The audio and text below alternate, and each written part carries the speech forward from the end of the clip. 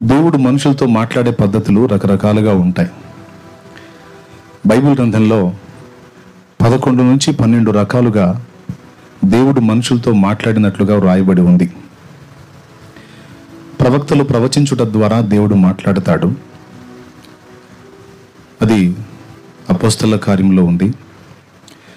ప్రార్థనలో ఉన్నప్పుడు దేవుడు దర్శనమిచ్చి మాట్లాడతాడు. అది కూడా అపోస్తల కార్యం 10లో ఉంది. రాత్రి వేళ గాఢ నిద్రలో ఉన్నప్పుడు దేవుడు మాట్లాడతాడు స్వప్నము ద్వారా. అది 3వ రకం. 1 ప్రవచనం, 2 దర్శనం. దర్శనం వేరు, కల వేరు. దర్శనం మనం తెలివిలో ఉండగానే, ప్రార్థనలో ఉండగానే మనకు కనపడుతుంది దర్శనం. స్వప్నం అట్లా కాదు, గాఢ నిద్రలో ఉన్నప్పుడు కలుగుతుంది స్వప్నం. స్వప్నంలో దేవుడు మాట్లాడతాడంటని కూడా పాత నిబంధనలో యోసేపు కలగనెను అని ఉంటుంది. ఆ కళ ఏమిటో అన్నలకు చెప్పినప్పుడు అన్నలు యోసేపు ఎగతాళి చేస్తారు. కానీ యోసేపుకు వచ్చిన ఆ కళ అక్షరాలా నెరవేరిద్ది. అలాగే ఫరో కూడా కలగంటాడు.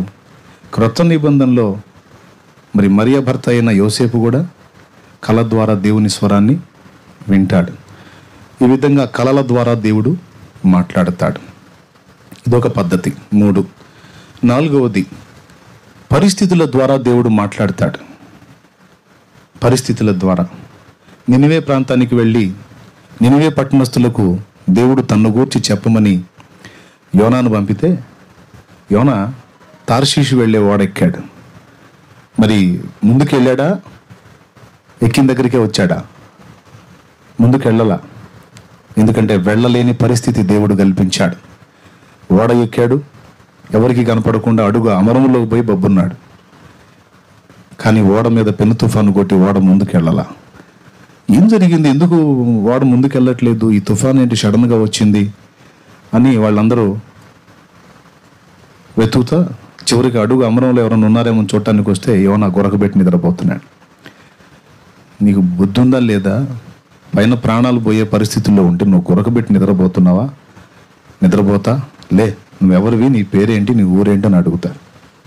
అప్పుడు యోనా చెప్తాడు, ఇది ఎందుకు వచ్చిందో నాకు తెలుసు, మీరు ఎన్ని తిప్పలు పడినా ఈ ఓడ ముందుకు పోదంటాడు.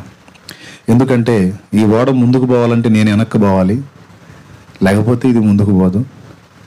కాబట్టి ఈ సమస్య కారణం నేనే అని యోనా చెప్పటం మనకు తెలుసు. అంటే దేవుడు యోనా తర్షీషు వెళ్ళే పరిస్థితి లేకుండా అడ్డు తగిలి వ్యతిరేక పరిస్థితులు కల్పించాడు. కొన్నిసార్లు మనం మొండితనంగా, మూర్ఖంగా కొన్ని పిచ్చి పనులు చేయడానికి ప్రయత్నించినప్పుడు దేవుడు అవి జరగకుండా వ్యతిరేక పరిస్థితులు కల్పిస్తాడు. ఆ పరిస్థితుల ద్వారా దేవుడు మాట్లాడతాడు. నువ్వు ఈ పని చేయొద్దు, ఇది నీకు మంచిది కాదు అని అడ్డు తగులుతాడు. తెలివైన వాళ్ళు దాన్ని గుర్తుపట్టి సర్దుకుంటారు. తెలివి తక్కువ వాళ్ళు మూర్ఖంగా ముందుకు పోయి మూతి పగలగొట్టుకుంటారు. ఓకే. 4. 5వ రకం. ఫస్ట్ చెప్పాను ప్రవచనాల ద్వారా, 2 దర్శనము ద్వారా, 3 స్వప్నము ద్వారా, 4 పరిస్థితుల ద్వారా, 5 అంతరంగంలో ప్రేరేపణ ద్వారా దేవుడు మాట్లాడతాడు. ఇది ఎజ్రా గ్రంథం 1వ అధ్యాయం 2వ వచనం నుంచి చదివితే ఇంకా అనేక వచనాల్లో ఉంటుంది ప్రేరణ ద్వారా దేవుడు మాట్లాడతాడు అని. తర్వాత మోషే దగ్గరికి కానుకలు తీసుకొచ్చినప్పుడు కూడా దేవుని మందిరం కోసం దేవుడు వారిని ప్రేరేపించిన కొలది వారు తెచ్చిరి అని ఉంటుంది. అక్కడ ప్రేరణ కలుగజేస్తాడు. అంటే లోపలే ఒక ఆలోచన పుట్టిస్తాడు. ఈరోజు ఈ ప్రార్థన నేను ఏర్పాటు చేయడానికి ఆ ప్రేరణలో దేవుడు మాట్లాడటమే. తెల్లవారుజామున 5ంటికి లేచాను, మౌనంగా కూర్చున్నాను, మోకాళ్ళు వేద్దామని దేవుడు నాతో మాట్లాడుతున్నాడు. ఈరోజు నువ్వు వెళ్ళి ఆ కార్యక్రమాన్ని చెయ్యి. అక్కడ నా మందిరం రెడీ అయింది కానీ ఇంకా ప్రతిష్ట కాలేదు, నువ్వు త్వరపడి చెయ్యమని దేవుడు నాతో ప్రేరణలో మాట్లాడితే నేను వచ్చాను. దేవునికి మహిమ కలుగును గాక. 5 తర్వాత కొంతమంది భక్తుల ద్వారా డైరెక్ట్గా స్వరంతో మాట్లాడినట్టు మనం గ్రంథంలో తెలుసుకున్నాం. సమూయేలుని బాలుడుగా ఉన్నప్పుడు, షిలోహులోనున్న మందిరంలో ఉన్నప్పుడు సమూయేలు సమూయేలు అని స్వరంతో పిలిచాడు దేవుడు. డైరెక్ట్గా వాయిస్ వినపడింది. దైవజనుడైన ఏలీ పిలిచాడేమో అని బాలుడైన సమూయేలు పరిగెత్తుకు పోతాడు. 2 సార్లు పోతాడు. ఏలీకి అర్థమైంది. సమూయేలుని యెహోవా పిలిచాడని గుర్తించి సమూయేలు ఈసారి నీకు మళ్ళా స్వరం వినబడితే, చిత్తము ప్రభువా, నీ దాసుడు వినుచున్నాడు, మాట్లాడుమనయ్యా అని చెప్పి పంపిస్తాడు. ఆ తర్వాత మూడవ మారు సమూయేలు మందిరంలోకి వెళ్ళి పండుకుంటే దైవస్వరం మళ్ళా సమూయేలు సమూయేలు అని పిలవటం విని, చిత్తము ప్రభువా, నీ దాసుడు ఆలకించుచున్నాడు, మాట్లాడు, సెలవివ్వు అంటాడు. ఆ తర్వాత ఏం జరగబోతుందో దేవుడు సమూయేలుతో వాయిస్ స్వరముతో మాట్లాడినట్టు గ్రంథంలో రాస్తుంది. ఈ విధంగా స్వరముతో. తర్వాత వాక్యము మనం వింటున్నప్పుడు వాక్యంలో నుండి దేవుడు మనతో మాట్లాడతాడు. 7. తర్వాత వాక్యం మనంగా చదువుతున్నప్పుడు అందులో నుంచి దేవుడు మనతో మాట్లాడతాడు. 8.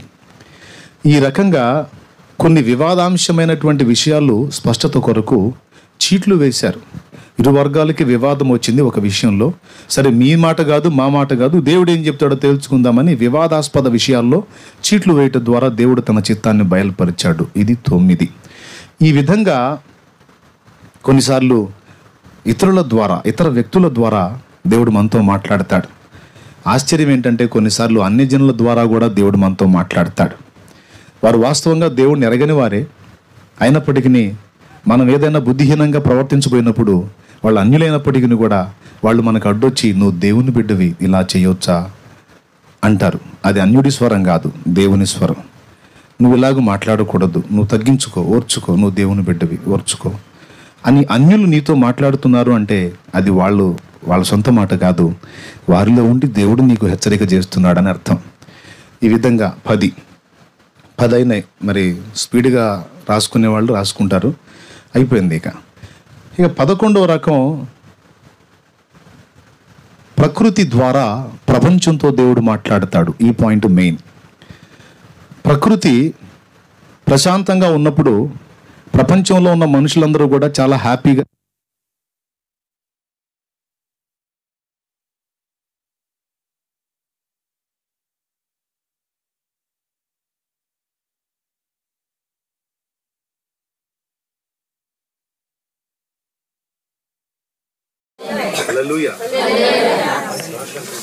కరెంటు పోయింది రాదా?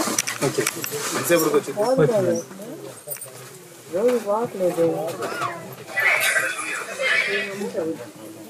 వాయిస్ వస్తుంది. Okay okay. దేవునికి మహిమ కలిగింది.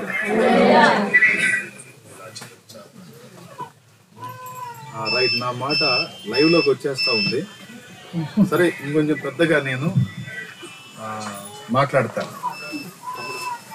సిస్టమ్ అంతా కూడా లైన్లోనే ఉంది, అన్ని ప్రాంతాలకు వెళ్ళిపోతుంది. సరే, ప్రకృతి ద్వారా ప్రపంచంతో మాట్లాడతాడు అని చెప్పాను. ఎలా మాట్లాడతాడు ప్రకృతి ద్వారా అంటే, కొన్నిసార్లు మనిషి ఎట్లా తయారవుతాడంటే విచ్చలవిడిగా తయారవుతాడు, దేవుని భయం లేకుండా. దేవుడు అనేవాడు ఒకడు ఉన్నాడని, ఆయన భూమిని నిర్మించిన వాడని, భూ మండలం అంతటిని కూడా ఆయన పరిపాలిస్తున్న వాడని, సర్వలోకానికి తాను చక్రవర్తి అని దేవుణ్ణి గుర్తించకుండా మూర్ఖంగా దేవునికి వ్యతిరేకంగా తిరుగుబాటుదారులుగా మనుషులు తయారవుతూ దేవుణ్ణి దుఃఖపెట్టేటువంటి ఘట్టాలు ప్రారంభం నుండి ఇప్పటిదాకా జరుగుతూనే ఉన్నాయి. నోవహు అనే సమయంలో భూమి మీద మనుషులంతా కూడా తమ మార్గాలు చెరిపేసుకొని చెడుతనం వైపు మళ్ళీపోయినప్పుడు నోవహు ద్వారా దేవుడు అనేక సంవత్సరాలు వార్నింగ్స్ ఇప్పించాడు. నోవహు ద్వారా దేవుడు నీతిని ప్రకటింపజేశాడు. అనేక సంవత్సరాలు, ఒక సంవత్సరం కాదు, పై నుండి జల ప్రళయం రాబోతుంది, ఆకాశము నుండి నీళ్లు కురవబోతున్నాయి. అది ఏ స్థాయిలో అంటే మనం బ్రతకం, మునిగి చనిపోతాం, అంతగా నీళ్లు పైనుండి రాబోతున్నాయి అని నోవహు ప్రకటించాడు. ప్రమాద హెచ్చరిక జారీ చేశాడు. దయచేసి నీ పాప జీవితాలు మార్చుకోండి, చెడు నడవడి మార్చుకోండి, దేవునికి భయపడండి, మారు మనసు పొందండి అని నోవహు అనేక సంవత్సరాలు ప్రకటించాడు. పాపం ఆయన ఎన్నిసార్లు ప్రకటిస్తే అన్నిసార్లు అవమానపరచబడ్డాడు. ఆ మూర్ఖులు ఆయన మాట పెడచెవిన పెట్టి అవిధేయులయ్యారని బైబిల్ గ్రంథంలో రాయబడి ఉంది, పేతురు పత్రికలో. చివరికి ఆ హెచ్చరికలు ఇప్పించి ఎంతకీ వారు మార్పు నొందకపోవటం వలన నోవహు కాలములో భయంకరమైన జల ప్రళయం వచ్చింది. వాళ్ళు ఎందుకు నమ్మలేదు నోవహు మాట అంటే, పైనుంచి అగ్ని కురిసిద్ది అంటే ఇప్పుడు మీరు నమ్ముతారా? ఆవిరి లేచి భూమిని తడిపితే విత్తనం నాటితే పంట అద్భుతంగా వచ్చేది. భూగర్భం నుండి ఆవిరి లేచి నేలను చదును చేసేది. ఆ చదునుతో, ఆ తడితోనే మొక్కలు పెరిగేవి, పంటలు ఉత్పత్తి అయ్యేవి. నోవహు టైం వరకు కూడా భూమి మీద దేవుడు వర్షము పంపలేదు. ఆ తరువాత ఇక వీళ్ళు ఎంత చెప్పినా కూడా నోవహు చెప్పిన మాట వినలా. హాస్యంగా తీసుకున్నారు, ఎగతాళి చేశారు, హేళన చేశారు. వారి చెడుతనము దిద్దుకోల, మార్పు చెందల. ఇక దేవుడు చెప్పిన సమయం అయిపోయింది. దేవుడు తప్పేమి ఉండదండి. ప్రతి ఒక్కడికి కూడా దేవుడు జరగబోయే చెప్తాడు. సంభవింపబోయే సంగతులు ఆయన ధర్మంగా తన పిల్లలందరికీ ముందే హింట్ ఇస్తాడు. ఆయనకు సమీపంగా ఉన్న వాళ్ళు వింటారు, ఆయనకు సమీపంగా ఉండని వాళ్ళు వినరు. ఈరోజు ఇక్కడ మనం ప్రేయర్ పెట్టాం, మాట్లాడుతున్నాం. పాపం కొంతమంది ఆ చెట్లలో కూడా వచ్చి కూర్చొని వాక్యం వింటున్నారు. కొంతమంది అటుపక్క కూర్చొని వింటున్నారు, దూరంగా కూర్చొని. కొంతమంది అయితే అసలు రాలేదు, వాళ్ళ ఇళ్లలో టీవీలు చూసుకుంటూ ఉండొచ్చు, లేదా సెల్ ఫోన్ చూసుకుంటూ ఉండొచ్చు, లేదా అష్టాచమ్మ ఆడుతూ ఉండొచ్చు, లేదా పిచ్చపాటి మాటలు మాట్లాడుకుంటూ ఉండొచ్చు. మనల్ని అందరినీ ఉద్దేశించి దేవుడు మాట్లాడతాడు. అయితే ఎవరు అందుబాటులోకి వచ్చారో వాళ్ళకు మాత్రమే దేవుని మాట అందుతుంది. ప్రపంచం అంతటితో దేవుడు మాట్లాడతాడు, కానీ దేవునికి అందుబాటులో జనం ఉండరుగా. ఎంతమంది దేవుని పాదాల దగ్గర ప్రతిరోజు కాసేపు కనిపెట్టుకునే మనుషులు ఉన్నారండి? పొద్దున్న లేచిన దగ్గర నుంచి సాయంత్రం దాకా బ్రతుకు తెరువు కోసం కష్టపడటం ఒక ఎత్తు అయితే, కష్టపడి సంపాదించిన దాన్ని అనుభవించడం కోసం జీవితాన్ని ఖర్చు చేయటం మరో ఎత్తు. ఎప్పుడయ్యా మనిషి దేవుని గురించి ఆలోచించేదంటే ఆ కిడ్నీలు పోయినప్పుడో, ఆ గుండె భయంకరంగా ట్రబుల్ వచ్చినప్పుడో, ఆ మెదడులో ఏదైనా గడ్డలు వచ్చినప్పుడో, ఆ లివర్ ఫెయిల్ అయినప్పుడో, ఏది ఇక పోతాం అనేది కన్ఫర్మ్ అయినప్పుడు, ఇక అప్పుడు అంతా ప్రభువేనయ్యా, అంతా నాయనేనయ్యా అనే డైలాగ్ అప్పుడు వచ్చింది. ఇవన్నీ బాగున్నంత వరకు మిడివేలం, మామూలు మిడివేలం కాదు, నడమంత్రం, మామూలు నడమంత్రం కాదు. వాళ్ళు ఇష్టం వచ్చినట్టు ఊరేగుతూ ఉంటారు, దేవుని మాటలు హాస్యంగా తీసుకుంటారు, ఎగతాళి చేస్తారు. ఓకే, దేవుడు కొందరితో మాట్లాడతాడా, అందరితో మాట్లాడతాడా? పెద్దగా చెప్పండి, నో తెరిచి. మరి ఎవరికి వినపడిద్ది? ఎస్, దేవునికి ఎవరు సమీపస్తులై ఉంటారో వారికి వినపడిద్ది, ఎవరు దూరస్తులై ఉంటారో వారు గుర్తించలేరు. నోవహు దేవునితో గడిపాడు కాబట్టి నోవహుకు సమాచారం వచ్చింది, ఒరే బాబు ఇలా జరగబోతుంది, జాగ్రత్త పడండర్రా అని చెప్పి నోవహు మొత్తుకుంటే నోవహు ఎగతాళి చేశారు తప్ప ఎవడు మారు మనసు పొందలా. ఒకరోజు రానే వచ్చింది దేవుని స్వరం, మళ్ళా నోవహుకు వినపడింది, నోవా వెళ్ళిపో ఓడలోనికి, నువ్వు, నీ భార్య, నీ పిల్లలు, కుటుంబం మొత్తం వెళ్ళిపోండి. మొత్తాన్ని లోపల పంపించేశాడు. భూజంతువులలో ప్రతి జాతిలో రెండేసి, ఆడుది ఒకటి మగది ఒకటి అందులో పంపించేశాడు. డోర్ దేవుడు క్లోజ్ చేశాడు. నోవహు ఒకవేళ డోర్ వేసుకుంటే వాళ్ళోళ్ళు వచ్చి తలుపు కొట్టారనుకో, అయ్యా నోవహా, నేను మీ బాబాయినరా, అయ్యో నీళ్ళు వస్తున్నాయిరా, నీ మాట వినలేదు, తలుపు తీ అయ్యా లోపలికి వస్తా అంటే, బాబాయ్ రా బాబాయ్ అని తలుపు తీస్తాడు. మరి బాబాయి అంత ప్రేమ గల బాబాయి పాపం కొడుకు చెప్పినప్పుడు కాస్త వినాలిగా. కొడుకు చెప్పిన ఒరే పోరే అని ఎగతాళి చేశాడు. ఇప్పుడేమో అయ్యా బాబాయినరా, పేకల దాకా వచ్చినాయి అయ్యా నీళ్లు, తలుపు తీరా అంటే ఈయన సెంటిమెంట్తో తీసాడు అనుకో, ఈయన కూడా పోతాడు, ఎందుకంటే మొత్తం వచ్చేస్తారు లోపలికి. కాబట్టి దేవుడు ఏం చేశాడు తెలుసా? నోవహు ఏదన్నా పాప భీతితో వాళ్ళకి తలుపు తీసే అవకాశం ఉంది కనుక వాళ్ళకి ఇచ్చిన సమయం అయిపోయింది. ఎంత సేటు నేను కొట్టుకున్నా నువ్వు కొట్టుకున్నా వాళ్ళు వినలా, కాబట్టి శిక్షార్హులు, పో లోపలికి వెళ్ళిపో అని మొత్తాన్ని లోపలికి చేర్చాడు. డోర్ క్లోజ్ చేశాడు. క్లోజ్ చేసి అప్పుడు ఓపెన్ చేశాడు ఆకాశ తూములను, అలాగే అగాధ జలములను కూడా పైకి, అగాధ ఊటలను పైకి రప్పించాడు. ఒక ఊరిలో బోర్ వేశారు, ఈ మధ్య బోర్ వేశారు, ఇక నీళ్ళు అయ్యే చిందించి కొడుతున్నాయి. మనం మోటార్ పెట్టుకునే పని కూడా లేదు, రయ్యమని కొడుతున్నాయి. అంటే సరైన ఊట తగిలింది ఎక్కడో అక్కడ. మంచి ఊట తగిలితే మనం నీళ్లు దానంతట అదే ఊరతా ఒక దశకు వచ్చేస్తాయి, ఒక స్థాయికి వస్తాయి. అట్లా కాదు, సరైన జల తగిలిందంటే పైకి కూడా చెమ్మించి కొడుతుంది. తెలుసా మీకు? అది తెలీదా? మీకెందుకు తెలుస్తుంది? మిగులు రేకులు తమలపాకులు అయితే తెలుస్తాయి, కానీ చిన్న కోళ్ళు, పెద్ద కోళ్ళు, కార్తీక దీపం, తల కింద దీపం, ఇవన్నీ తెలుస్తాయి. కానీ అవి పట్టించుకుంటారా? అసలు ఏం జరుగుతుందో, ప్రపంచంలో ఎలాంటి కార్యాలు జరుగుతున్నాయో కాస్త అవి కూడా చూడండి. మనం పోయినా కూడా కార్తీక దీపం వెలుగుతూనే ఉంటుంది, దానికి అంతం ఉండదు. దేవునికి స్తోత్రం. ఒకడు జోక్ చేశాడు, ఒక సీరియల్ అంట వాళ్ళ అమ్మాయి పుట్టినప్పుడు స్టార్ట్ అయిందంట. వాళ్ళ అమ్మాయికి అమ్మాయి పుట్టిన దాకా ఇంకా అంతం కాలేదంట. దేవునికి స్తోత్రం కలుగును కాక. ఏదో తాడులాగా పోతా ఉంటాయి, చూసేవాడు చూస్తుంటే వాడికి డబ్బులు వస్తూ ఉంటే వేస్తూ ఉంటాడు. జల తగిలినప్పుడు అగాధంలో నుండి నీళ్లు వచ్చేస్తాయండి.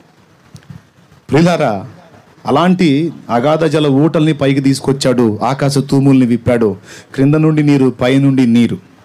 చూస్తానే గిలకల్లోతు, మోకాళ్ళ లోతు, పైనుండి నీళ్ళు ఎప్పుడైతే కురవటం స్టార్ట్ అయిందో అప్పుడు అర్థమైంది వీళ్ళకి, అమ్మ నోవహుకు చెప్పింది నిజమేరా, మనం నోవహు నెగతాళి చేసాం, అయ్యో మన చావు మూడింది అని. ఓడ చుట్టూ చేరుండొచ్చు, కానీ నోవహు తలుపు తీయటానికి తలుపు రావట్లా. పాపం ప్రయత్నం కూడా చేసి ఉండొచ్చు, వాళ్ళని లాగుదాం లోపలికని. కానీ దేవుడు చెప్పుంటాడు, నోవా వాళ్ళకి ఇచ్చిన సమయం అయిపోయింది, ఇక నువ్వు ఎంత తలుపు తీద్దామని ట్రై చేసినా రాదు నాయన. మూసింది ఎవరు? నేను తలుపు మూస్తే తీస్తావా నువ్వు?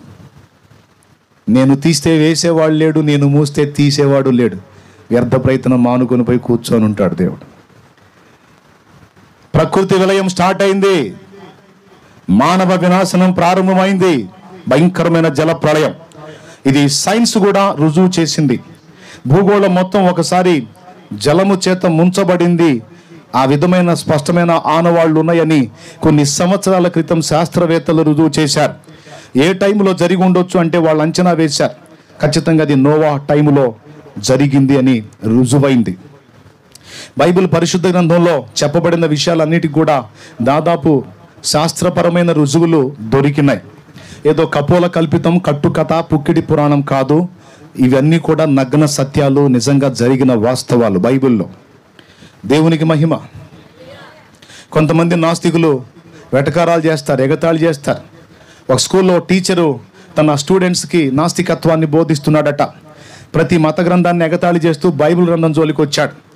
బైబిల్ గ్రంథాన్ని గురించి కూడా వెటకారాలు చేస్తూ ఉన్నాడట.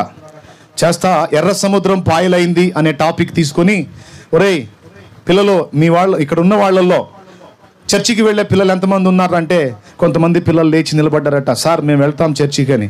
అరే అదంతా కూడా మూఢనమ్మకాలు, నమ్మకండి రా, అవన్నీ కూడా కహానీలు రా, బైబిల్లో చెప్పిన స్టోరీస్ అన్నీ కూడా ఫ్రాడ్ రా, మోసపోకండి రా అని అతను బోధిస్తున్నాడు. మీకు ఉదాహరణకు ఒకటి చెప్తాను. ఎర్ర సముద్రం 2 పాయలైందని వాళ్ళు చెప్పుకుంటారు కదరా, అసలు వాస్తవంగా ఎర్ర సముద్రం సముద్రమే కాదురా, ఆ నీళ్ళు అన్నీ కలిసి కూడా గిలకల్లోతు నీళ్ళే ఉంటాయి. ఆ గిలకల్లోతు నీళ్ళల్లో వాళ్ళు దాటిపోయారు. దానికి వీళ్ళు ఏం రాసుకున్నారు తెలుసా? దేవుడు ఎర్ర సముద్రాన్ని పాయలు చేశాడు, ఇశ్రాయేలు జనాంగం ఆరిన నేల మీద నడిచిపోయారు అని కహానీలు రాసుకున్నారు. వాస్తవంగా మరి చరిత్ర ఏం చెబుతుందంటే ఎర్ర సముద్రం గిలకల్లోతే ఉంటుంది అని చెబుతుంది. కాబట్టి పిల్లలు అవన్నీ దేవుడు చేశాడని చెప్తారు, కానీ నమ్మకండి అదంతా మాయా అని నాస్తికత్వాన్ని బోధిస్తూ ఉన్నాడు. ఆ మాట విన్నప్పుడు ఆ విన్న పిల్లల్లో ఒకడు ఉన్నాడు, బ్రిలియంట్, ముదురు, అంత తెలివితేటలు మనకే ఉండవుగా, ఎదుటోడి కూడా ఉంటాయిగా. ఆ పిల్లలలో ఒకడు ఉన్నాడు మంచి జ్ఞానవంతుడు. వాళ్ళు లేచాడు, సార్ నిజంగా దేవుడు ఎంత గొప్పోడు సార్, హల్లెలూయా అన్నాడు. నేను చెప్తుంటే నీకేం వినబడట్లేదా? అబద్ధం రా, దేవుడు లేదు, దయ్యం లేదు, ఇవన్నీ ట్రాష్ రా బాబు అంటే, లేదు సార్ నిజంగా మీరు చెప్పిన సన్నివేశమే ఊహించుకుంటే నాకు చాలా ఆశ్చర్యంగా ఉంది సార్ అన్నాడు. ఏం ఆశ్చర్యం అంటే నిజంగా దేవుడు ఎంత గొప్పోడు అన్నాడు. మరి చెప్పురా ఏంటో. ఎర్ర సముద్రం నీళ్లు గిలకల్లోతే అని మీరు చెప్పారు, ఆ గిలకల్లోతులో నుంచి వాళ్ళు దాటిపోయారని మీరు చెప్పారు, అది మామూలే అయి ఉండొచ్చు, కానీ గిలకల్లోతు నీళ్లలో ఐగుప్తు రథాలని, ఫరోని, సైన్యాన్ని మొత్తాన్ని ముంచి చంపేశాడంటే నిజంగా ఇది ఆశ్చర్యం కాదా సార్ అన్నాడట వాడు. దేవునికి స్తోత్రం కలుగును గాక. అప్పుడు ఇక సార్కి సౌండ్ లేదు.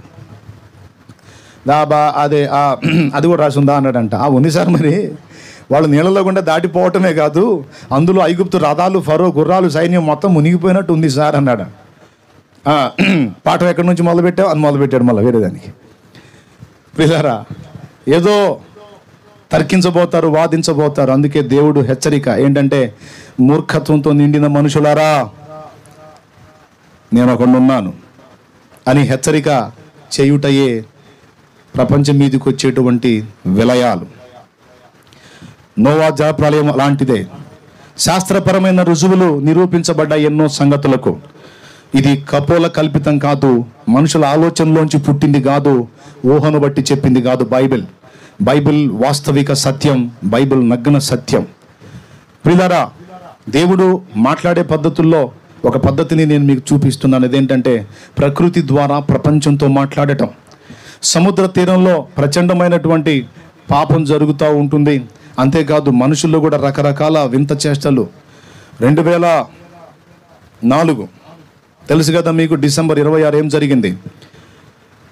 2004 2005 2004 డిసెంబర్ 26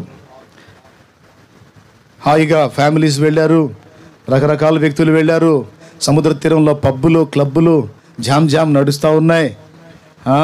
రెస్టారెంట్లు, బార్ షాపులు, హోటళ్ళు కళకళలాడిపోతూ ఉన్నాయి. ఏం జరిగిందో తెలియదు. నిమిషాలు కూడా పట్టలేదు, క్షణాలు. మెరుపు వేగంతో దాదాపు 40 నుండి 50 అడుగుల ఎత్తు, దగ్గర నుండి 60 పైచిలుకు ఎత్తు లేచింది. అలా వచ్చి పడింది తీర ప్రాంతాల మీద. దాదాపు 1,60,000 మంది కొన్ని క్షణాలలో అసువులు బాశారు. అంత భయంకరమైన విలయం. ఒక్క క్షణము, కొన్ని క్షణాలు అంతా కలిపి సరిగ్గా 2-3 నిమిషాల నిడివి కూడా లేదు. ఒక్కసారి ఉదుటున అలాగ వచ్చేసింది. జస్ట్ అలా పొంగి సర్దుకుంది. ఆ పొంగి సర్దుకున్న టైంలో ఎంతమంది అసువులు బాసారంటే 1,60,000 మంది కంటే ఎక్కువ మంది. ఏం జరిగింది? సునామీ, భయంకరమైన జల విలయం, సముద్ర తీర ప్రాంతాలు ముంచెత్తింది. విచిత్రం చెప్పనా, రాబోతున్న ఉపద్రవం జంతువులకి, పక్షులకి తెలిసింది, కానీ మనుషులకు తెలియలా. సముద్ర తీర ప్రాంతాల్లో ఇలాంటి పల్లెటూరు ప్రజలు పశువుల్ని, జంతువుల్ని పెంచుతూ ఉంటారు కదా. ఆ పశువులన్నీ కూడా, గేదెలైతే మేకు చుట్టూ తిరిగి కేకలు వేయటం మొదలుపెట్టినాయట. కుక్కలైతే ఆ దిక్కు తిరిగి కేకలు వేయటం మొదలుపెట్టినాయట. అంటే భూగర్భంలో ఉన్న కొన్ని రకాల జంతువులు బయటికి పరిగెత్తినాయట. అంటే ఏం జరగబోతుందో జంతువులకు సమాచారం అందింది. వాటికంటే ఎన్నో రెట్లు జ్ఞానవంతుడైన మనిషికి మాత్రం ఏం జరగబోతుందో తెలియలేదు. తెలుసా మీకు? సునామీ జరిగినప్పుడు, ఆ జలప్రళయం వచ్చినప్పుడు మీరు కావాలంటే ఎంక్వైరీ చేసి చూసుకోండి. జంతువులకు ఇన్ఫర్మేషన్ వచ్చింది, కానీ మనిషి దాన్ని గుర్తుపట్టలేకపోయినాడు. 1,60,000 మంది మొత్తం బలైపోయారు. ఈరోజు కరోనా వల్ల దాదాపు 5 లక్షల మంది కంటే ఎక్కువ మంది ప్రాణాలు కోల్పోయారు. తెలుసా మీకు? 5 లక్షల మంది కంటే ఎక్కువ ఈరోజు న్యూస్ చూస్తే. ఇంకా ఎంతమంది బలి కాబోతున్నారో. ఎందుకు ఈ విలయాలు, ఎందుకు ఈ దారుణాలు అంటే దేవుణ్ణి మరచి మానవుడు మూర్ఖుడై, నాగరికత పెరిగింది, నాలెడ్జ్ పెరిగింది, జ్ఞానం పెరిగింది, నేను ఏదైనా చేస్తాను, నేను ఏదైనా సాధిస్తాను, నాకు అన్నీ తెలుసు, నేను బాగా డెవలప్ అయ్యానని మూర్ఖించి వెర్రితలలు వేస్తుంటే ఎక్కిన నిశాన్ని దించడానికి దేవుడిచ్చే కొన్ని రకాల ప్రతికూల పరిస్థితులు, హెచ్చరికలు, వార్నింగ్స్, ఇలాంటి ఇన్సిడెంట్స్. నేను చెప్తున్నా, దేవుని అనుమతి లేకుండా ప్రపంచంలోకి ఏ విలయం రాదు.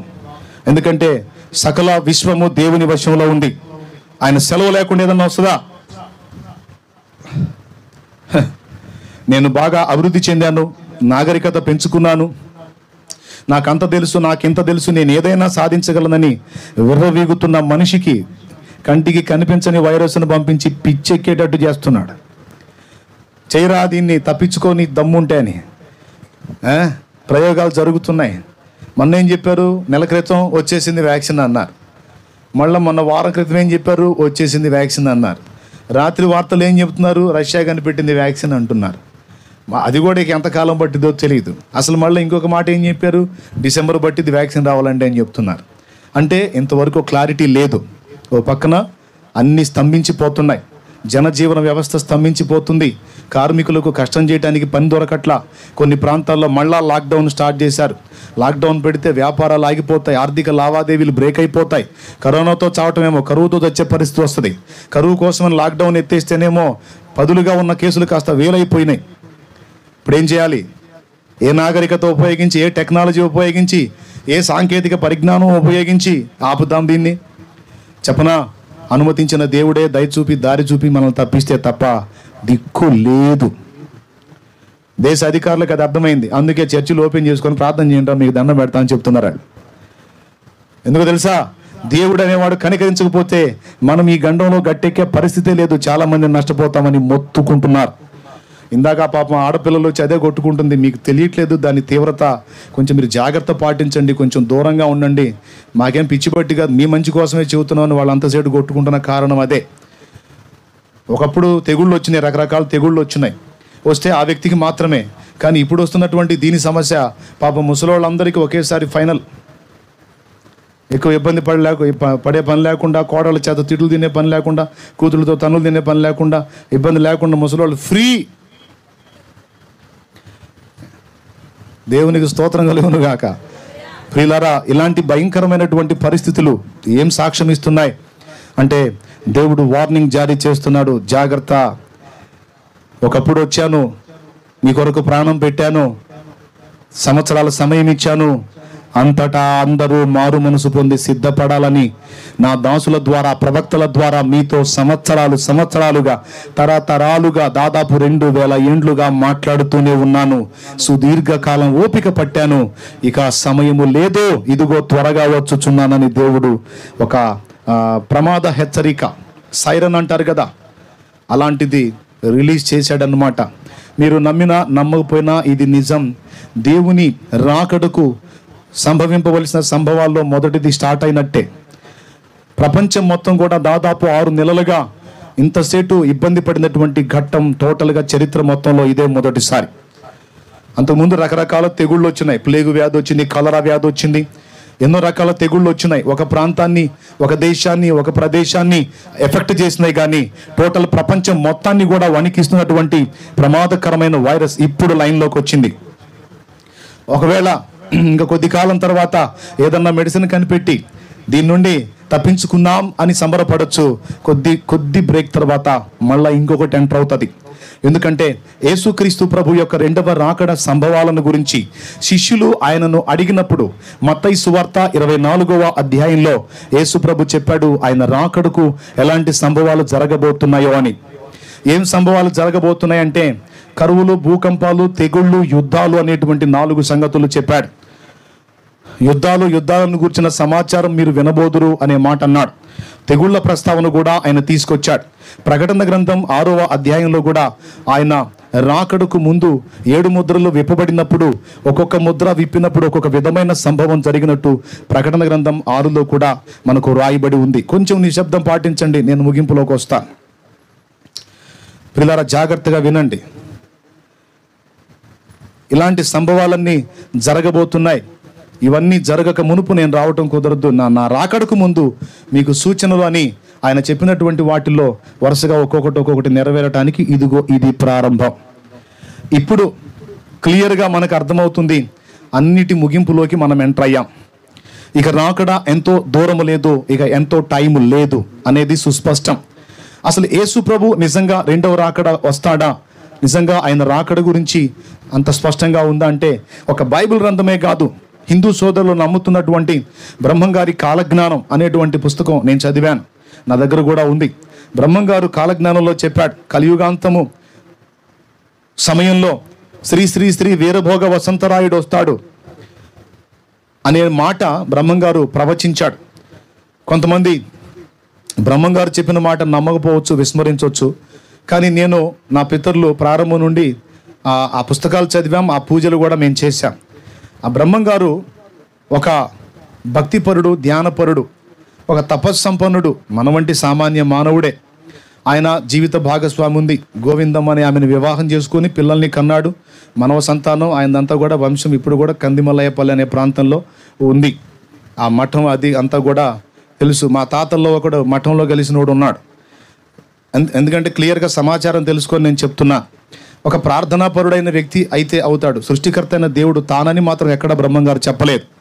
అయితే బ్రహ్మంగారు ఎండింగ్ పాయింట్స్ గురించి కొన్ని మాటలు చెబుతూ కలియుగాంతమున శ్రీ శ్రీ శ్రీ వీరభోగ వసంతరాయుడు వస్తాడనే మాట మాట్లాడాడు. భక్తులు అంటే బ్రహ్మంగారిని ప్రేమించే వాళ్ళు ఏం రాశారంటే బ్రహ్మంగారే వీరభోగ వసంతరాయుడే వస్తాడు అని వారు మాట్లాడారు. అయితే బ్రహ్మంగారి పుస్తకం చదివినప్పుడు నాకు ఒక సంగతి అర్థమైంది.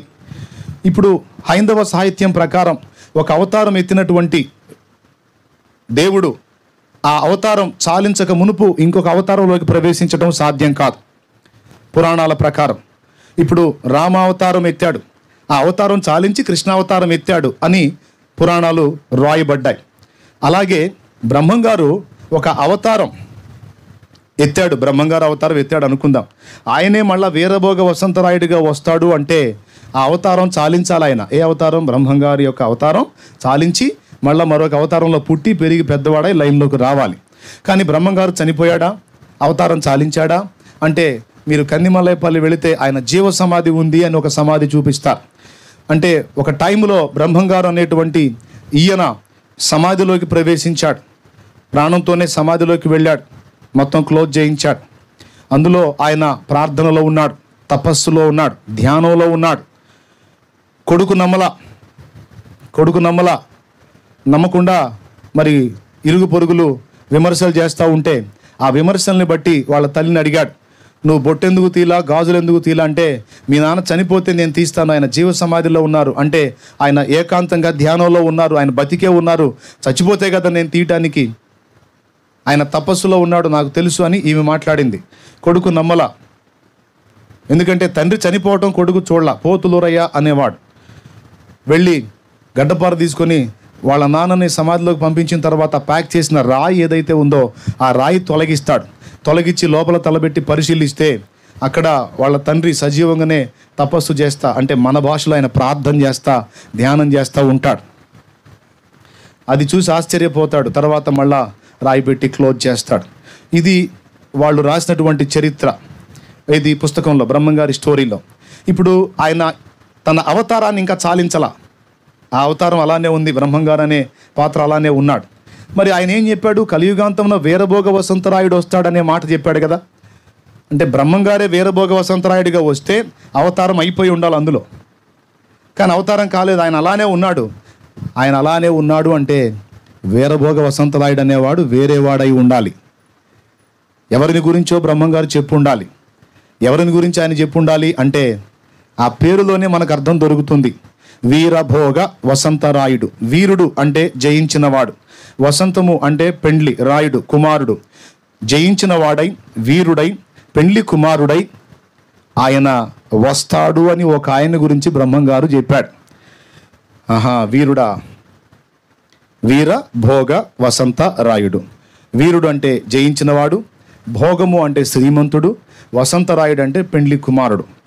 ఈ 3 మాటలకి సరైనటువంటి అర్హుడుగా కనపడుతుంది ప్రభువైన యేసుక్రీస్తు.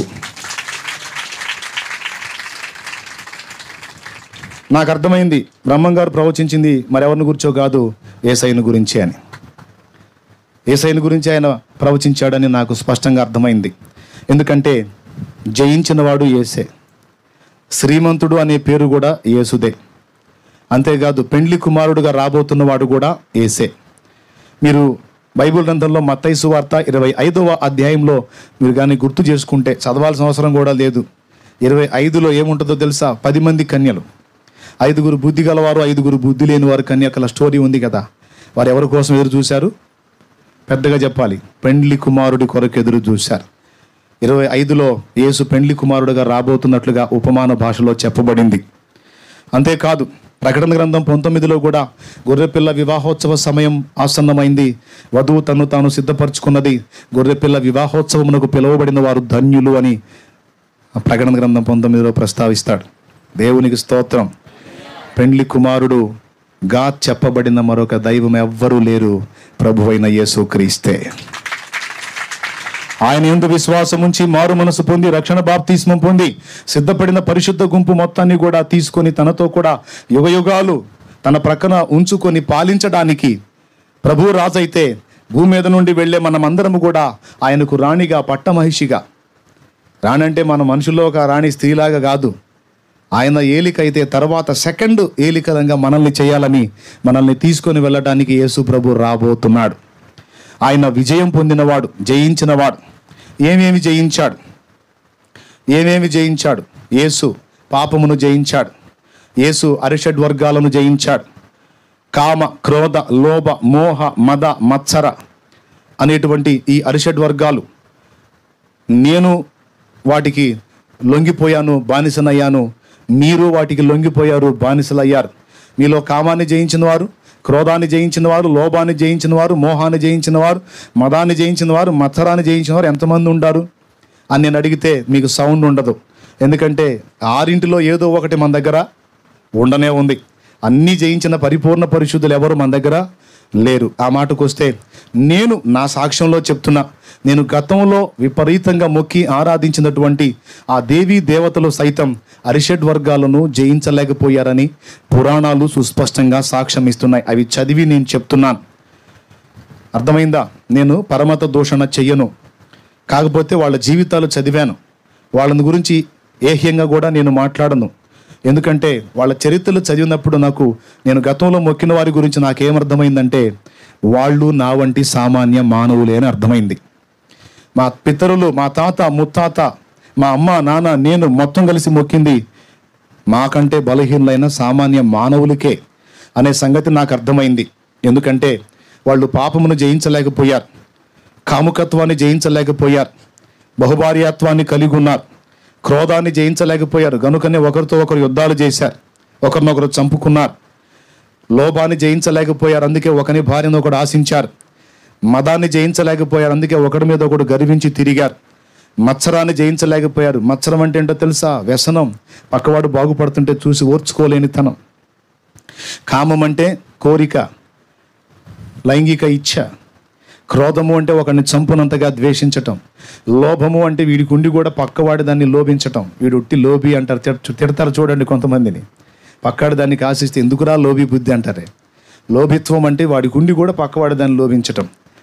మోహం అంటే శరీరంతో చేయకపోయినా చూపులతో చేయటం, తలంపులతో చేయటం.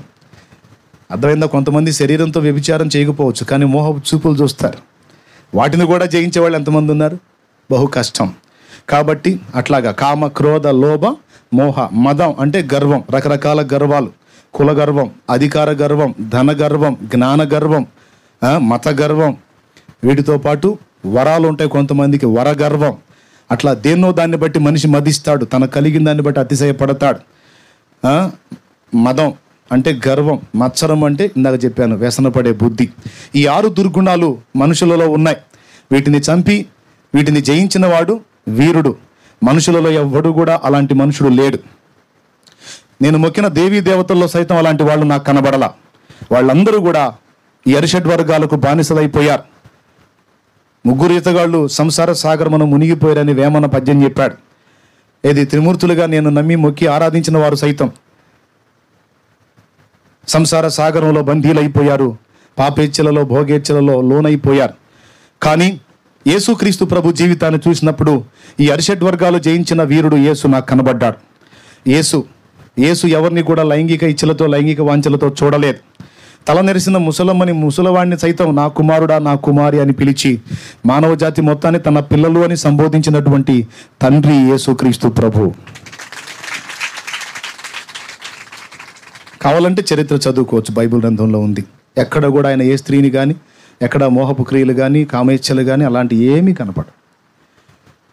2, యేసు క్రోధాన్ని జయించిన వాడు. యేసు ఎవరిని చంపలేదు, ఎవరిని ఇబ్బంది పెట్టలేదు. అంటే ఏ విధంగా కూడా చేయలేదు. ఆయన హింస చేయలేదు. ఆయనను పట్టుకొని హింసించే వారిని సైతం ఉద్దేశించి ఏమని ప్రార్థించాడో తెలుసా? తండ్రి, వీరేమి చేయుచున్నారు, వీరు ఎరుగరు, వీరిని క్షమించు అన్నాడు. తప్పించి కోపంతో మీరు నాశనమైపోదురుగా కానీ పలకలేదు. ఆ మాట, ఒక్క మాట యేసు పలికితే ఆయన్ని ముట్టేవాడు ఒక్కడు కూడా ఉండడు. ఆయన వచ్చిందే ప్రాణం పెట్టడానికి, మన పాపాలు మొయ్యటానికి వచ్చాడు. మనందరి తండ్రిగా బిడ్డ చేసిన తప్పుకి తండ్రి అమౌంట్ కట్టినట్టు మనం చేసిన బుద్ధిహీనమైన పాపాలకి లెక్క చెప్పడానికి, మన పాపాలు మోసి శిక్ష పొందడానికి వచ్చాడు. వచ్చిందే ప్రాణం పెట్టడానికి. కాబట్టి ఆయనను శిక్షించిన వారిని ఒక్క మాట కూడా ప్రభు అనలేదు. యేసు దగ్గర మనకి క్రోధము కనపడదు. ఇక లోభం దగ్గరికి వచ్చేటప్పటికి తనకున్న మహిమను, దేవత్వాన్ని అక్కడ వదిలిపెట్టి సమస్తము త్యజించి రిక్తునిగా భూమి మీదకి వచ్చాడు కనుక ఇంకా ఆయన ఎక్కడ లోభిత్వం. ఇక మోహం దగ్గరికి వచ్చేటప్పటికి మత్తయి సువార్త 5:27లో మనల్నే చూడొద్దన్నాడు, మనల్నే మోహించొద్దన్నాడు. తను మోహిస్తాడా? లేదు. 4, మదం. యేసు దగ్గర ఏ విధమైన గర్వం మనకు కనపడదు. నేను దీనుడను, సాత్వికుడను, దీన మనస్సు గలవాడనని యేసు సాక్ష్యం ఇచ్చాడు.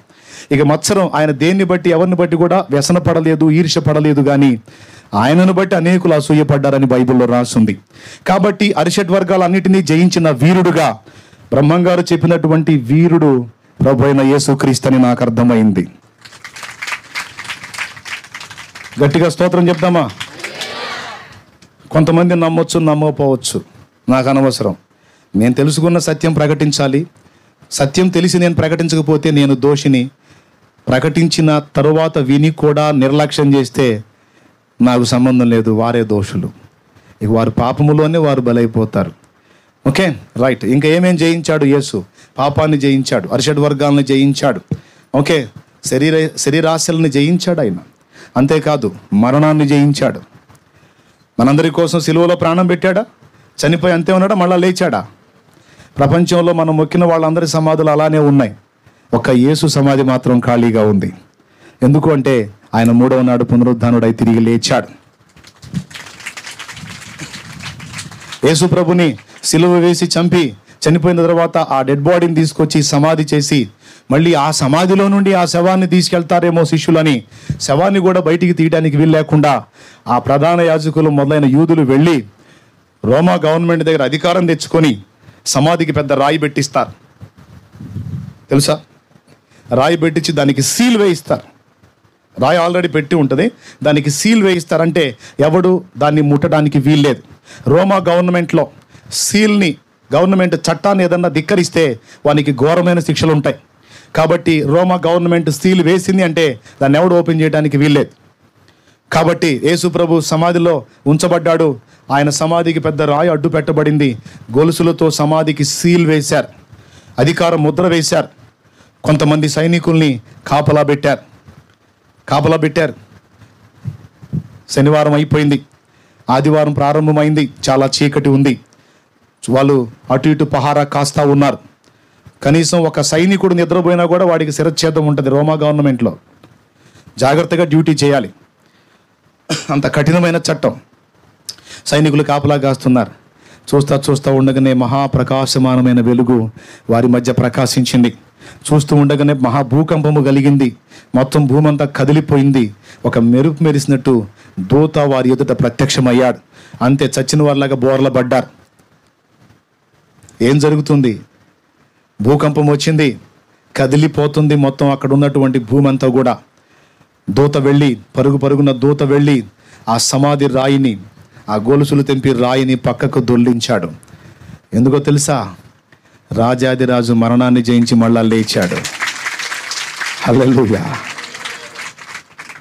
అదేంది, భూమి మీద ఉన్నప్పుడు అన్నీ ఆయన పనులు ఆయనే చేసుకున్నాడుగా. ఆయనే రాయి దొర్లించి పక్కకి బయటికి రావచ్చుగా. మళ్ళా దూతొచ్చి దొర్లించాలా అంటే మనుషుడుగా భూమి మీదకి వచ్చి మనుషుడుగా జీవించి మనుషునిగా ప్రాణం పెట్టినంత వరకే ఆయన పనులు ఆయన చేస్తాడు. ఇక ఆ సెక్షన్ అయిపోయి ఇక మనుషుడుగా మరణాన్ని జయించి తిరిగి మహిమతో లేచాడు గనుక ఇక మళ్ళా దేవత్వం యొక్క అధికారం అంతా ఆయనకు వచ్చేస్తుంది. ఇక ఇప్పుడు ఆయన రాయి తీయటం కాదు, ఇంక పరిగెత్తుకుంటా దూతలు వచ్చి తీయాలి. ఎందుకు తెలుసా? ఆయన రాజుల రాజు, విశ్వానికే సార్వభౌముడు. అలాగ లేచి గంభీరంగా బయటకు వస్తాడు.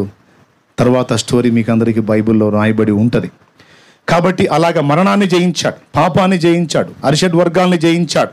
అన్నిటికంటే ఉత్తమంగా మానవుల హృదయాలు గెలిచినవాడు యేసు. బ్రహ్మంగారు ఏం చెప్పాడు? వీరుడు, వీరభోగ వసంతరాయుడు, జయించినవాడు, శ్రీమంతుడు. మనకు తెలుసుగా యేసుని శ్రీమంతుడని మనం పాట పాడుకుంటాం. ఏది పాడండి?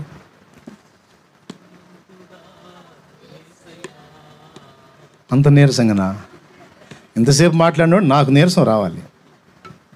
మీరు ఒట్టిగా వింటున్నాయిగా. ఏది పాడండి, గట్టిగా పాడండి.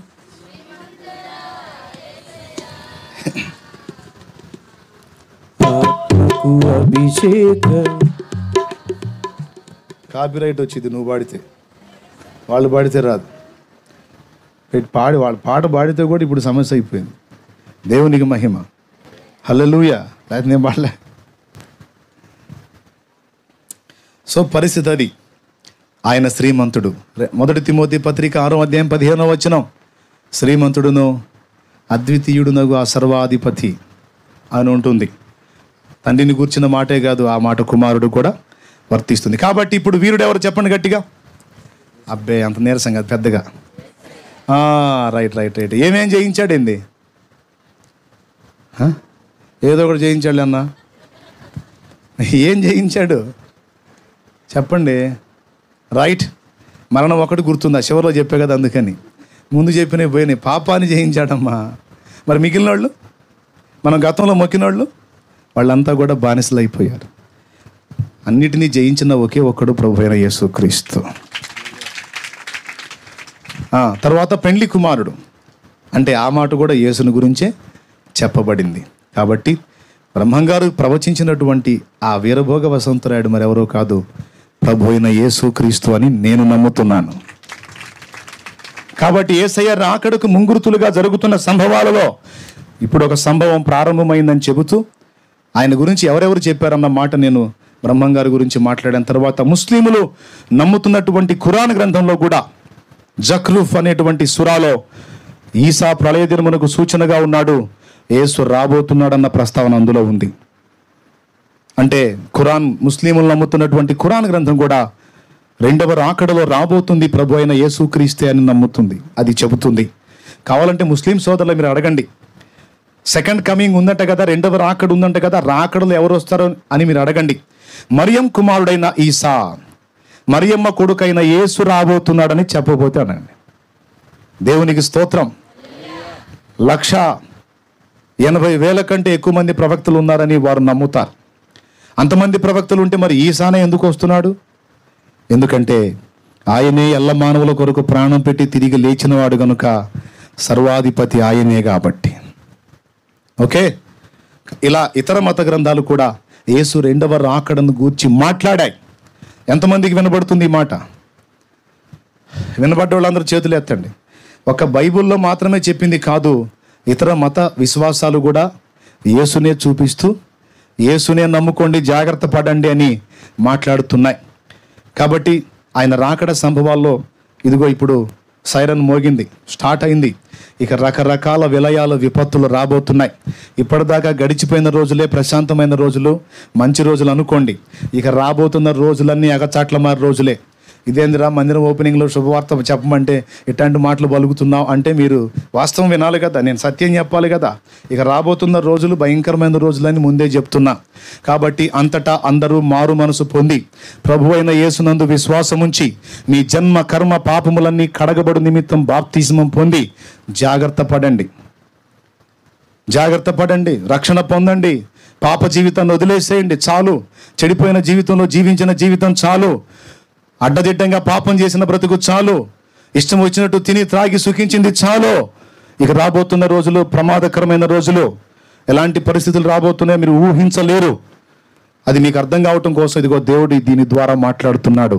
ఇదిగో నేనున్నాను, జాగ్రత్త అని. ఇదిగో వస్తున్నాను అని కూడా ఆయన మాట్లాడుతున్నాడు. సిద్ధపడ్డవారు ధన్యులు. మరి ఇక ఈ మందిరం దేనికి అంటే, అలా మారు మనసు పొంది బాప్తిస్మం పొందిన పరిశుద్ధులు ఇందులో కూర్చొని వారం వారం నియామక కూటాలలో వాక్యాలు విని యేసు ప్రభు రాకడకు సంపూర్ణముగా సిద్ధపడటం కోసమే ఈ మందిరం, పరిచర్య గట్రా. అర్థమైందా? అంటే యేసు ప్రభుని నమ్మి మారు మనసు పొంది బాప్తిస్మం పొందటమే కాదు, బాప్తిస్మం పొందిన వారు పరిపూర్ణులు కావాలంటే ప్రతి వారము లేక ప్రతి నియామక కూటం, అంటే శుక్రవారం కావచ్చు, బుధవారం కావచ్చు, ఇప్పుడు మనవి ఉన్నాయి కదా, అట్లాగా అనేక సందర్భాల్లో వాక్యం బోధించి దేవుని నుండి తొలగిపోకుండా కాపాడి ఆయన రాక వరకు రక్షణ పొందిన వారిని భద్రం చేయటం కోసమే ఈ పరిచర్య. ఎంతమందికి అర్థమైందండి? మరి రక్షణ పొందిన వారు తప్పకుండా సహవాసంలో కలిసి బలపడండి. ఇంకా రక్షణ పొందకుండా ఇక్కడ ఉన్న వాళ్ళు ఎవరైనా ఉంటే రాబోతున్న ఉపద్రవాల్ని తప్పించుకొని బ్రతుకుట కష్టం. ఒకవేళ మనం దేవుణ్ణి తెలుసుకొని కూడా పాపాలు కడిగి వేసుకోకుండా చనిపోతే నిత్య నరకానికి వెళ్ళడం ఖాయం. సత్యం తెలియకుండా ఒకవేళ జారిపోతే అది వేరే సంగతి. దేవుడు కూడా ఆలోచిస్తాడు, పాపం తెలియదు కదా అని. తెలిసి కూడా స్పష్టంగా ఎరిగుండి కూడా మనం నిర్లక్ష్యం చేసి రక్షణ పొందకపోతే రేపు యేసు ప్రభు లెక్క అడుగుతాడు. నేనేం చేయమన్నాను? ఓ 10 లక్షలు ఇవ్వమన్నానా? లేకపోతే ఓ సంవత్సరం పాటు మోకాళ్ళ మీద ఊళ్ళన్నీ తిరగమన్నానా? నీకేం ఖర్చు చెప్పలేదు, ఒంటికి చాకిరీ చెప్పలేదు. నేను పాపినయ్యా అని ఒప్పుకొని ఇంకా చేయనయ్యా అని తీర్మానం చేసుకొని నీళ్ల మునగవయ్యా ఒక్కసారి చాలు అన్నాడు. నా నామంలో మునగవయ్యా, ఆ ఒక్క మాట చాలు, ఇక నేను ఎత్తుకుంటా నీ బరువంతా అని నేను బంగారం లాంటి అవకాశం నీకు ఇస్తే ఆ చిన్న మాట కూడా నువ్వు వినరైతివి, మరి ఇక నీకు ఎట్లా నేను పరలోకం తీసుకెళ్ళాలి అని యేసుప్రభు అడిగితే మనకు సౌండ్ ఉండదు. అందుకే చెప్తున్నా ప్రియులారా, యేసయ్య రాకడ అటుంచండి, మనం ఎప్పుడు పోతామో మనకు తెలియదు. మరణానికి వయో పరిమితి లేదు, చిన్న పెద్ద తేడా తెలియదు. ఎవరు పిలిచినా పిలవకపోయినా దేవుడు అనుమతించిన సమయం ప్రకారం మన తలుపు తట్టే పేరంటం మరణం. కాబట్టి ఆ మరణం ఎవరికి ఎప్పుడు ఎక్కడ ఎలా కలిగిద్దో తెలియదు.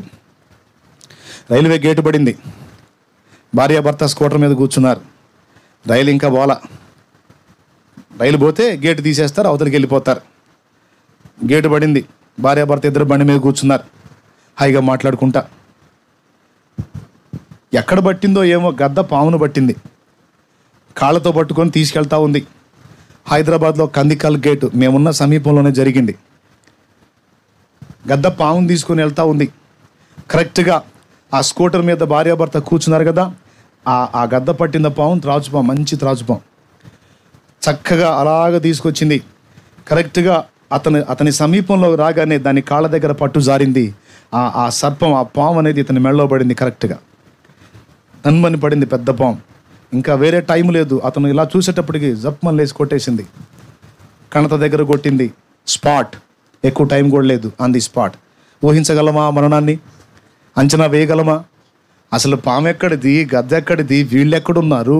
అది అలా జరగటం ఏమిటి? మనం ఊహించలేం. ఎప్పుడు ఎవరికి ఎక్కడ ఎలా మూడుద్దో తెలియదు. అందుకే చెప్తున్నా, కొంతమందికి శరీరంలో కాస్త పుష్టి, ఎముకల్లో కాస్త బలం ఉన్నందున కొంచెం మిడిమేళంగా నడమంత్రంగా ఆలోచన చేసేవాళ్ళు కొంతమంది ఉన్నారు. ఎగతాళి పెడద్రంగా వ్యవహరించేవాళ్ళు. నేను చెప్పనా, ఎక్కువ అవసరంలా నీకు తమిళ సినిమా నీ వాళ్ళే చూపిస్తారు. తమిళ సినిమా అర్థం కాని సినిమా ఎప్పుడో తెలుసా? జస్ట్ బ్రెయిన్లో అంత చిన్న గడ్డొచ్చి ఒక పక్క చచ్చుబడితే చాలు, సావాలేక బతకలేక అప్పుడు దాకా మనం ఇంట్లోకి అడుగు పెడితేనే గడగడగడలాడిపోయే మనుషులు తలా ఒక తన్ను దండపోతారు. పనికొస్తేనే సోదరులారా ఎవరికైనా విలువ గౌరవం వాడుకునేది. వీడు పనికొస్తాడు అనుకుంటేనే విలువ ఇచ్చేది, గౌరవం ఇచ్చేది, ఆడకైనా మగకైనా. ఈ పనికిరారు ఇక వీళ్ళ దగ్గర సరుకు అయిపోయిందంటే ప్రతి ఒక్కడు దండపోతాడు. ఏమంటారు? ముసలివాళ్ళ సంగతి మాత్రమే కాదు నేను చెబుతుంది, కుర్రవాళ్ళ సంగతి కూడా చెప్తున్నా. రాదని గ్యారెంటీ ఉందా? వ్యాధి రాదని గ్యారెంటీ ఉందా? చావు రాదని గ్యారెంటీ ఉందా? కాబట్టి కండసిరి నడమంత్రపు సిరి చూసుకొని మిడిసి పడకుండా ఎవరికి వాళ్ళు జాగ్రత్త పడి తప్పుడు జీవిత విధానాన్ని మార్చుకొని మారు మనసు పొంది రక్షణ బాప్తిస్మం పొంది చేసిన పాతకాలన్నీ కడిగేసుకొని పరిశుద్ధులై యేసు ప్రభు రక్తము కింద దాగితిరా సరే సరి ఆ ఏడుచోలే పోవో అని తృణీకరిస్తే రేపు మీ గతి నేను కూడా చూస్తా. ఎంతమందికి అర్థమైంది? కంప్లీట్గా అర్థమైందా? మందిరం ఎందుకో కూడా చెప్పాను, అర్థమైందా? కాబట్టి తప్పకుండా ఇది మొదలు ఆదివారపు ఆరాధనా క్రమాలు జరుగుతాయి. ఏ సమయం? 10:30కి ఆరాధనా క్రమం జరుగుతుంది. మీరు తప్పకుండా కలిసి ఈ ప్రార్థనలో ఏకీభవించవచ్చు. వేరే సహవాసాలకు చెందిన వాళ్ళే ఏదో శాలేమన్నా వస్తున్నాడు అన్నట్టుగా మీరు కానీ వచ్చి ఉంటే మీ దైవజనుల దగ్గర మీరు నమ్మకంగా ఎదగొచ్చు, ఇబ్బంది ఏం లేదు. అందరూ కలిసి ఏడకే రండి అని నేను అనను. దేవునికి స్తోత్రం. ఇంకా దైవజనులు సేవ చేస్తే వాళ్ళని కూడా గౌరవించండి, ప్రేమించండి, వాళ్ళకి మీరు తగ్గ ఉపచారం చేయండి. ఎందుకంటే మిమ్మల్ని ప్రేమించి వాళ్ళు మీ రక్షణ కోసం పాటుపడుతున్నారు కనుక ఇతర సేవకులు అంటే వారు కూడా నా సహదాసులే, వాళ్ళని కూడా గౌరవించండి. ఏ సహవాసాలకి వెళ్ళేవాళ్ళు ఆ సహవాసాలకి వెళ్ళొచ్చు. నన్ను వెంబడించేటువంటి బిడ్డలు మొన్నటిదాకా పేటకు వచ్చారు, ఇప్పుడు రాలేకపోయారు. కాబట్టి ఇక్కడే దేవుడు కార్యం చేశాడు కనుక మరి నా బిడ్డలుగా ఉన్నటువంటి వాళ్ళు చక్కగా ఇక్కడ ఫాలో అవ్వచ్చు. ఇంకా ఎక్కడికి వెళ్ళట్లేదన్నా నేను కూడా ఇదే నిన్ను తెలుసుకోవటం రావటం అంటే ఎక్కడికి వెళ్ళకపోతే తప్పకుండా కలవండి, తప్పు కాదు అది. ఓకేనా? మరి చిన్న ప్రార్థనతో నేను ముగిస్తాను. సింపుల్గా మ్యాటర్ అంతా చెప్పా, మీరందరూ జాగ్రత్త పడతారని నేను కోరుకుంటాను. అలానే తలలు వంచండి.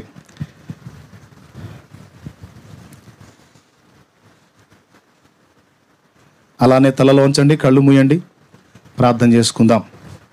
దేవుడు మాట్లాడుతున్నాడు ప్రకృతి ద్వారా. దేవుడు మాట్లాడుతున్నాడు, ప్రమాద హెచ్చరిక జారీ చేస్తూ, బిడ్డలారా జాగ్రత్త పడండి, ఇదిగో నా ఆగమనం ప్రారంభమైంది, ఇదిగో నేను రాబోతున్నాను,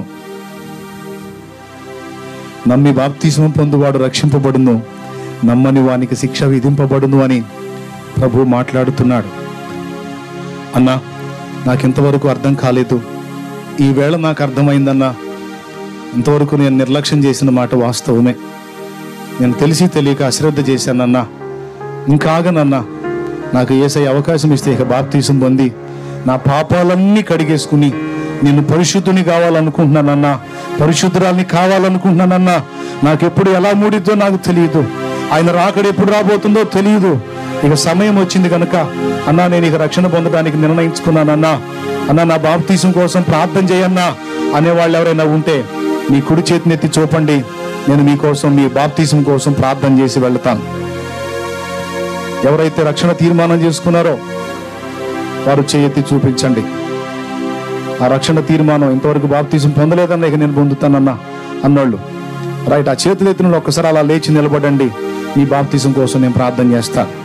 ఎవరైతే చేయెత్తారో వారు అలాగ లేచి నిలబడండి. కొంతమంది వాక్యం వింటారు, విని వదిలేస్తారు. కొంతమంది సీరియస్గా తీసుకుంటారు, ఆలోచిస్తారు, రక్షణ పొందుతారు. ఇదిగో ఈరోజు నిలిచినటువంటి బిడ్డలందరి కొరకు నేను ప్రార్థన చేస్తున్నాను. పరిశుద్ధుడు అయిన మా తండ్రి, ప్రేమ స్వరూపేకు దేవా, నీకు వందనాలు. బిడ్డలు సత్యం విన్నారు, వాస్తవాన్ని గ్రహించారు. ఇదిగో నా ప్రభువా, లేచి నిలిచి రక్షణ తీర్మానాన్ని ప్రకటించారు. ఒక రైలును నశించుట నీ చిత్తము కాదు. మారు మనసు అక్కరలేని 99 నీతిమంతుల కంటే మారు మనసు పొందు ఒక్క పాపి విషయమే పరలోకంలో ఎక్కువ సంతోషం కలుగునని రాయబడి ఉంది. కాబట్టి ఈ బిడ్డలందరి కోసం నువ్వు ఎంతో సంతోషిస్తున్నావని నేను ఎరుగుదును. నా ప్రభువా, ఈ బిడ్డలు త్వరలోనే బాప్తిస్మం పొంది పరిశుద్ధులై పాపములు కడగబడిన వారై క్రొత్త జన్మ అనుభవాన్ని పొంది నూతన ఆశీర్వాదంతో వర్ధిల్లుదురుగాక. నీ రాకడకు జాగ్రత్తగా ఆయత్తపడి సిద్ధపడి ఎత్తబడే గుంపులో మేమందరం ఉందుముగాక. దేవా, కనికరించి మా బిడ్డలందరూ ఆల్రెడీ రక్షణ పొందిన వారైతే వారిని పరిపూర్ణతలోకి నడిపించి నీ సమాధానం, సమృద్ధి జీవం బిడ్డలకు దయచేయమని స్తుతి, మహిమ, ఘనత, ప్రభావం నీకే చెల్లిస్తూ యేసు నామములో ప్రార్థించి వేడుచున్నాం తండ్రి, ఆమేన్. ఒక మాట మీరు నాకు చెప్పండి, ఇంకా కూర్చోండి. Thank you. మంచి తీర్మానం చేసుకున్నారు, సంతోషం. బ్రదర్ కూడా తీర్మానించుకున్నారు.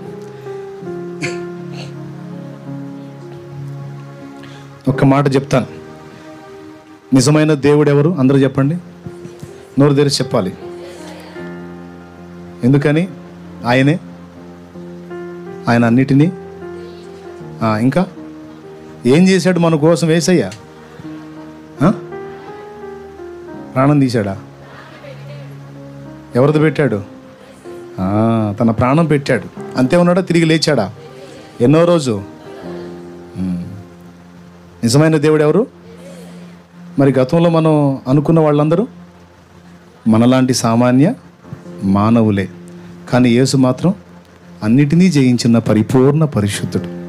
అంతేకాదు, మనం గతంలో మొక్కిన వాళ్ళు మన పాపాలు పోగొట్టడం కోసం మన కోసం ఏమీ చేయలేదు. కానీ యేసయ్య మన తండ్రి కనుక మన పాపాలు తన మీద వేసుకొని ప్రాణం పెట్టి తిరిగి లేచాడు. అంటే కొడుకు కట్టాల్సిన అమౌంట్ తండ్రి కట్టినట్టు, కొడుకు తీర్చాల్సిన రుణం తండ్రి తీర్చినట్టు, మనం తీర్చాల్సిన పాప రుణాన్ని మన ప్రభువు తీర్చాడు. ఆయన యందు మనందరికీ రక్షణ ఉంది. కాబట్టి మీరందరూ కూడా జాగ్రత్త పడాలని ప్రేమతో తెలియజేస్తున్నాను. ఈ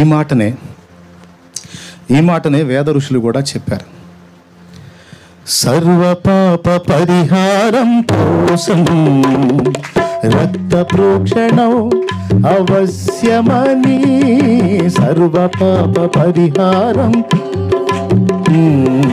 రక్త ప్రోక్షణం అవశ్యమని, మనుషులలో ఎవ్వరు బలికి పనికి రారని, పరమాత్ముడే బలి అయి తిరిగి లేవాలని ఆర్య ఋషులు పలికిన వేద సత్యం యేసులోనే నెరవేరెనుగా. సర్వ పాప పరిహరో రక్త ప్రోక్షణం అవశ్యం, తద్రక్తం పరమాత్మేన పుణ్య సమాధాన బలియాగం.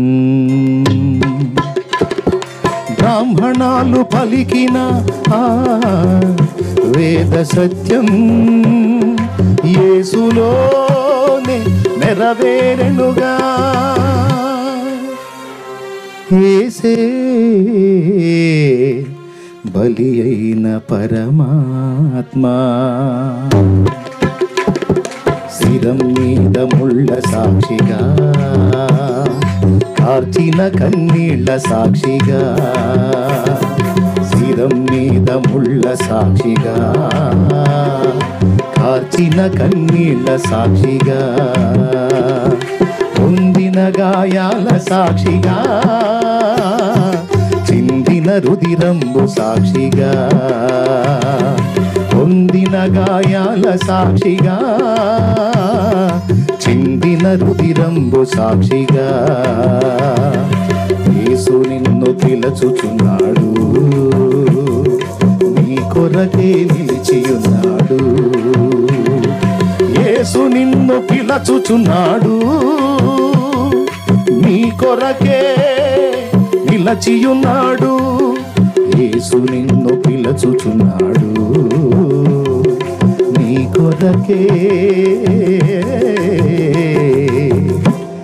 నిలచియున్నాడు.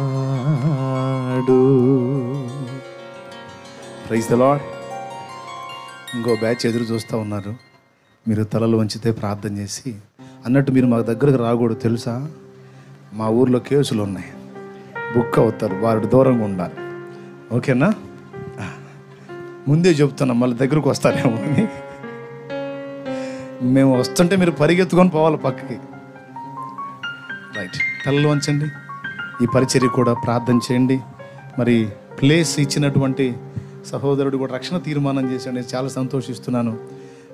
అంతేకాదు ఇందులో కష్టపడ్డ చేతులన్నీ కూడా యేసు నామములో దీవించబడును గాక.